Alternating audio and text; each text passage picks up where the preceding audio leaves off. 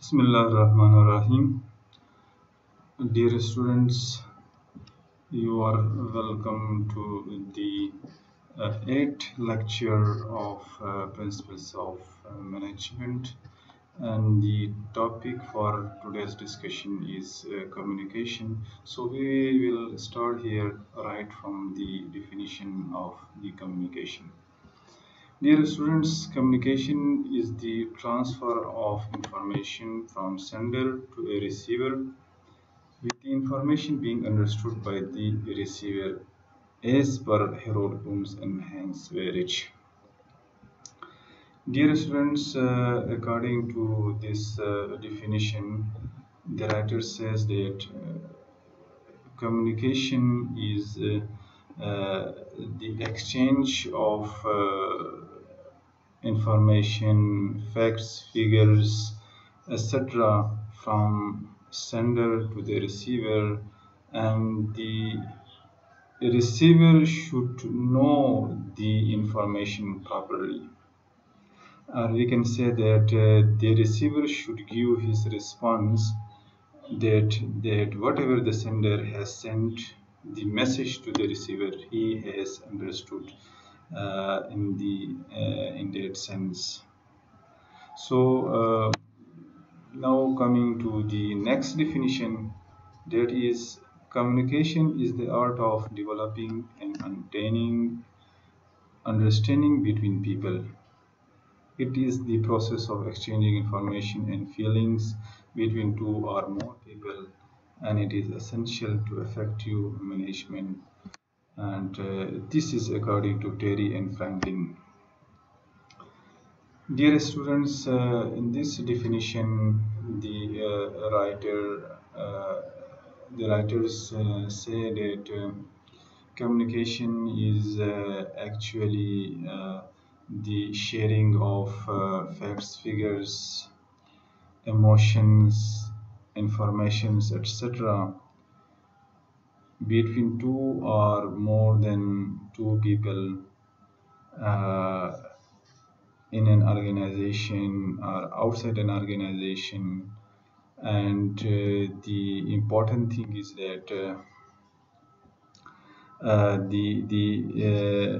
the communication should be two-way process, and the receiver should give his response to the sender.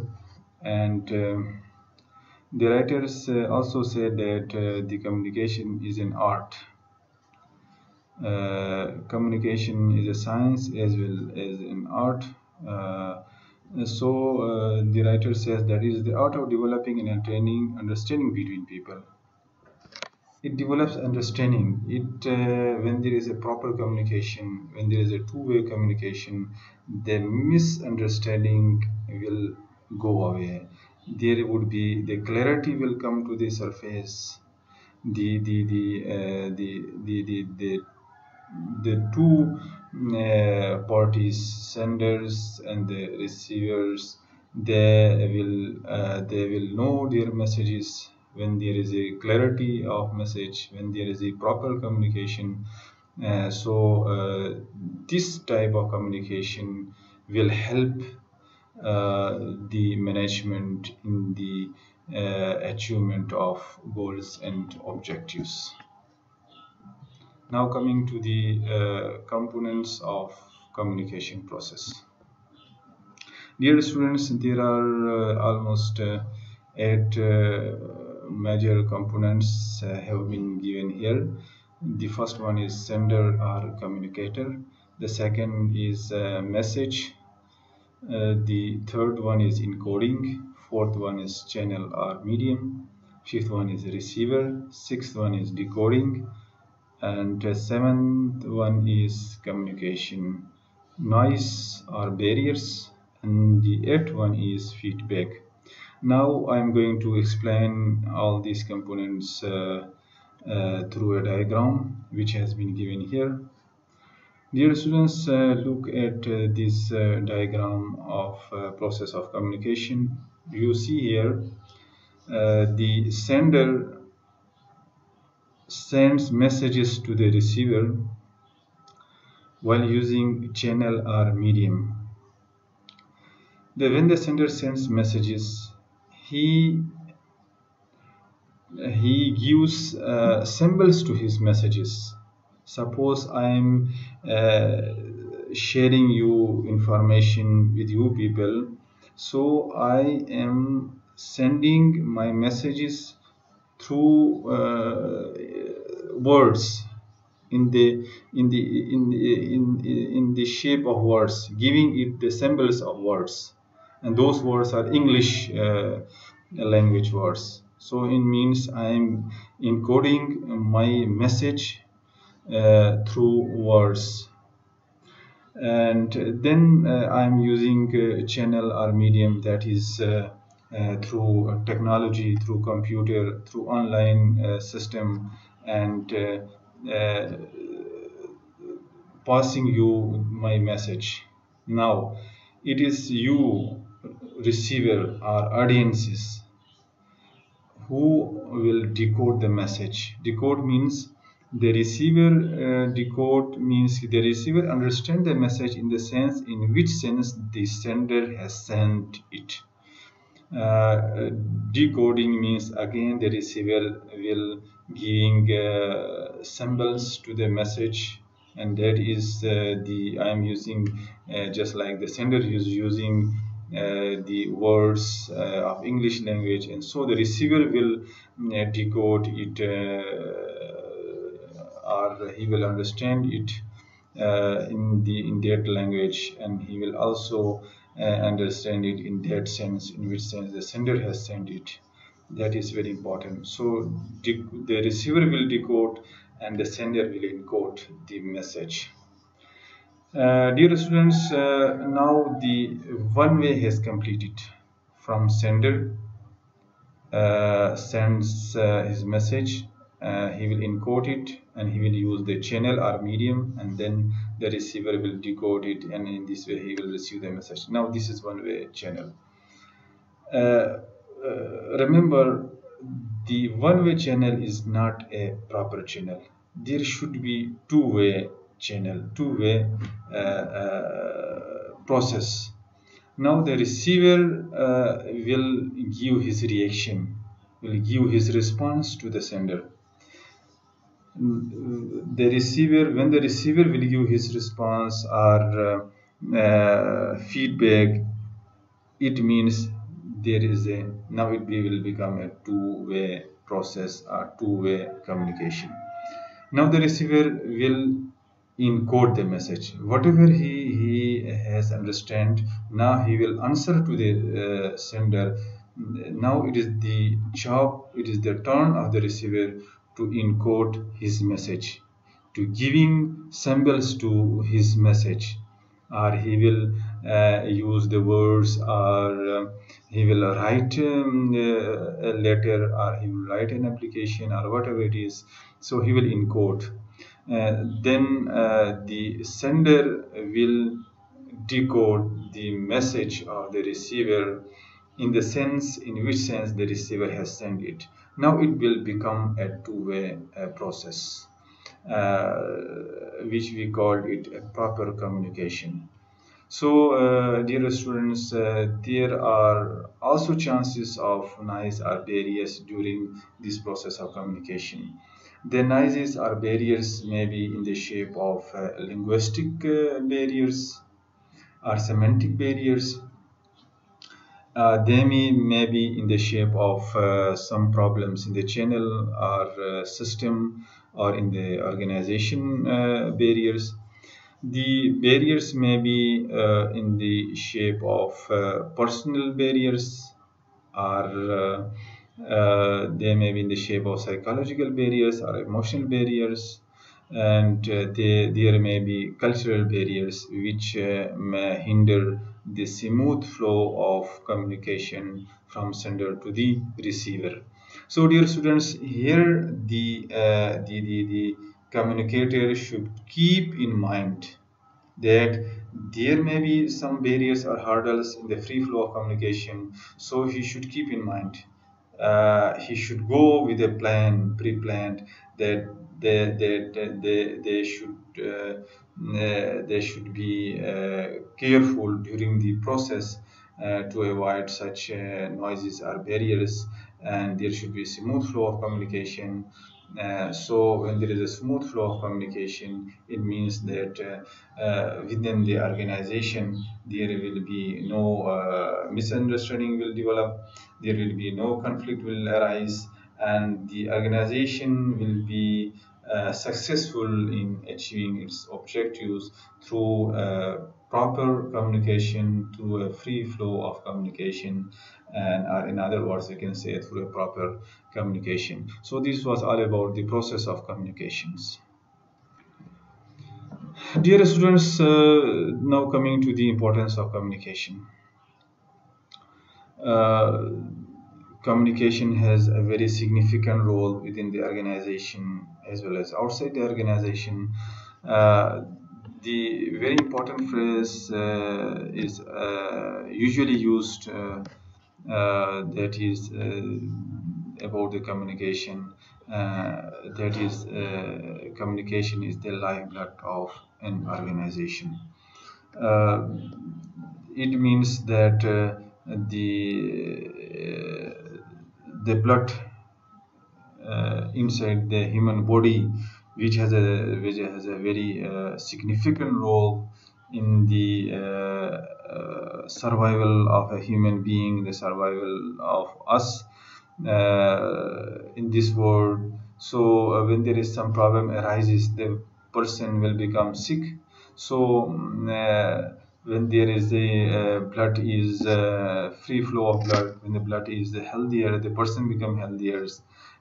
So just like that, within the organization, when there is a smooth flow of communication, when there is an effective communication, the organization will become successful. The organization growth will increase. That is the importance of communication. So the next point, that is basis for coordination. Communication is a basis for coordination within the organization among different levels of organization.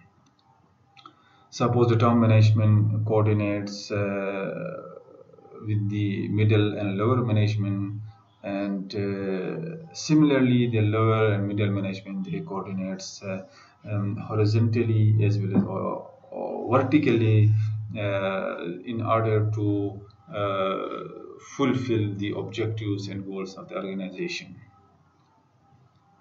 So all this coordination becomes successful through effective communication. Next one is adaptability to the external environment. Communication makes the organization adaptable to the external environmental changes. Whatever changes takes place, or whatever initiatives the organization going to take regarding the external environment, all these things becomes possible through the effective relation with the external environment, or through effective communication with the external stakeholders. Fourth point is internal function of enterprise. Communication is not only important for the external environment, but it is equally important for smooth functioning of the internal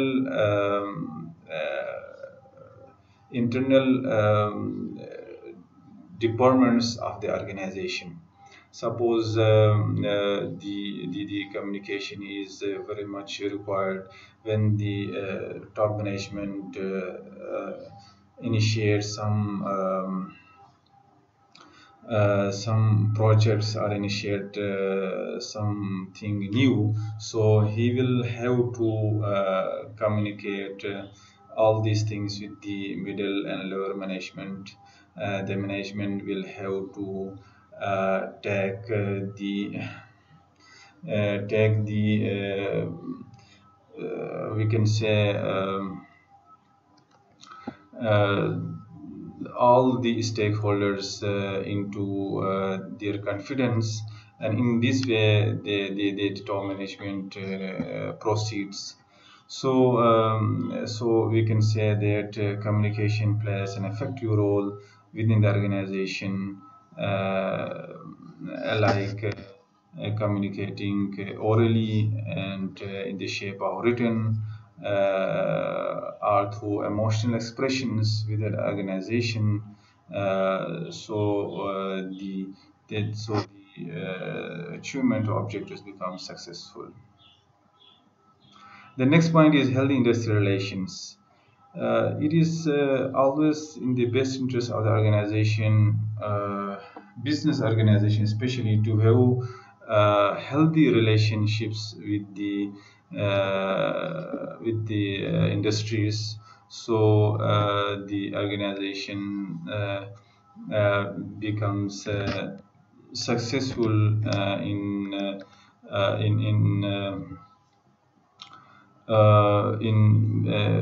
taking initiatives regarding the launching of new products into the new markets, are entering new consumers. So they keep healthy relations with the industries, with other organizations, for their best interest, as well as in the best interest of the consumers and customers.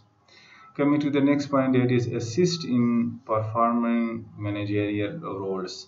Communication also play an effective role in the best performance of leaders and managers in their interpersonal roles, in their relation roles, in their coaching roles, in their leading roles. All this becomes possible through effective communication. With the manager and leader, they are fluent in their communication, they are effective in their communication, whether it is oral or in the shape of written form, or as well as it is in the shape of non-verbal communication, which we call it body languages or postures. The organizations becomes effective, or the management becomes efficient and effective in this way. Now coming to the next, that is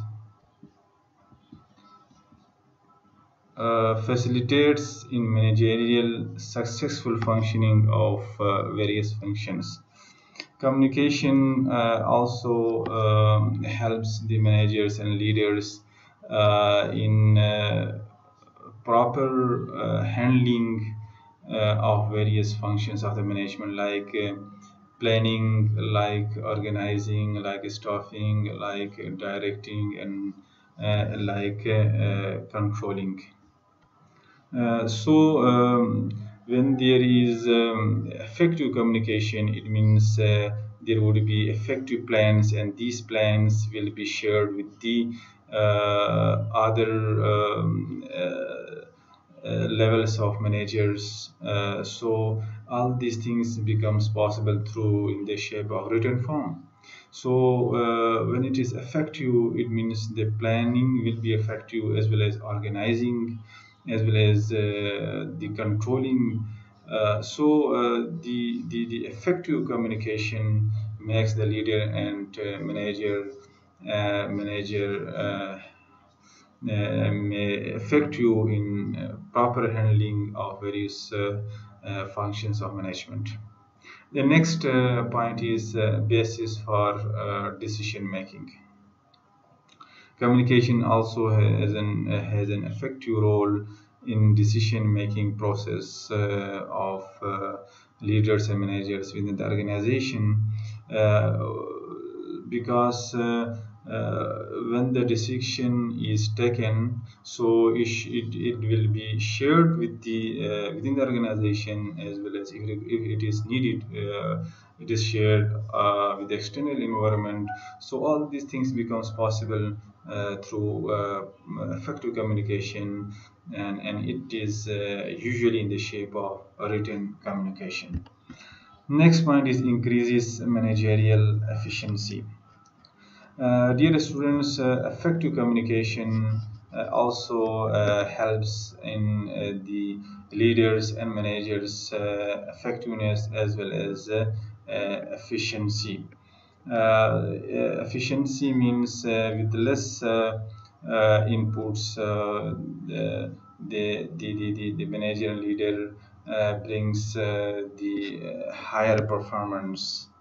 It brings to the organization much more benefits through effective his communication with the employees, his effective communication with the outside the organization. The managerial efficiency will come through the proper communication, whether it is downward communication or whether it is upward communication or whether it is diagonal communication or whether it is horizontal communication. So all these communications, if they are proper, if they are effective, so there will become effectiveness efficiency within the organization. The next point is enhances cooperation. Dear students, proper communication and effective communication and right communication brings cooperation with the organization. If there is if the top management is effective in properly communicating with their employees, so the management is cooperating with the employees through proper way, through proper communication. This cooperation will increase the growth of the organization. It will increase the satisfaction of the employees and ultimately leads to good performance of the employees within the organization. The last point that is boost morale of the employees. Effective communication also increases the morale of the employees. If the top management is very friendly communicates or very effectively communicates with the employees, and the organization listens to the grievances of the employees and they are handled properly, so the employees becomes very satisfied, their morale increased. When the morale increased, they will become motivated, and when they will motivated, they will become satisfied, and ultimately the performance will increase. So all these points directly or indirectly increases the significance of communication within the organization as well as outside the organization. Dear students, now coming to the last subtopic, that is functions of communication. The communications serve four major functions within a group or organizations, and all those four major functions are here. The first one is control function, the second one is motivation function, third one is emotional expression function, and the fourth one is informational function. Dear students, the very important function of communication is to control the various activities of organization in the best interest of the whole organizational objectives. uh, the top management or middle or lower management uses controlling techniques through proper communication, for effective functioning of various activities uh, towards the achievement of goals and objectives. Communication plays a significant role as a control function, and this control becomes possible whether through oral communication or through written communication or through non-verbal communication. Coming to the second point, that is motivation function. Dear students, motivation is also a very important element in the